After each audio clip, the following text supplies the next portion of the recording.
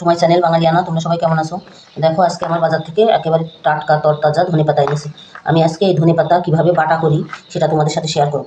এই যে ধনেপাতাগুলোকে সুন্দর করে ধুয়ে নিয়েছি, আর সাথে কয়েকটা কাঁচা ঝাল আর পেঁয়াজ আর রসুন এবার একসাথে মিক্সিতে বেটে নেব। দেখো বন্ধুরা, এই যে পেঁয়াজ, রসুন আর কাঁচা ঝাল প্রথমে মিক্সিতে দিয়ে নেব।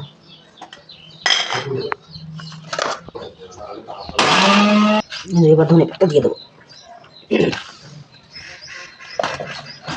শীতকালে ধনেপাতা বাটা খেতে কিন্তু খুব ভালো লাগে, তোমরা করে খেয়ে দেখতে পারো।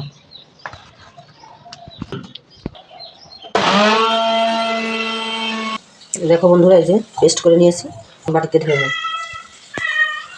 দেখো বন্ধুরা, ধনেপাতা ভাজার জন্য প্রথমে কড়াইয়ে পরিমাণ মতো সর্ষের তেল দেবো, একটুখানি কালো জিরে দেবো। এবার ধনেপাতার যে পেস্টটা করে রেখেছিলাম এটা দিয়ে দেবো। এবার দেবো পরিমাণ মতো লবণ, একটুখানি হলুদ আর একটুখানি চিনি দেবো।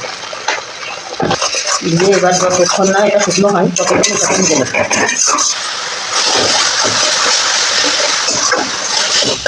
দেখো বন্ধুরা, এই ধনেপাতা ভাজা হয়ে গেছে, এবার নামিয়ে নেব।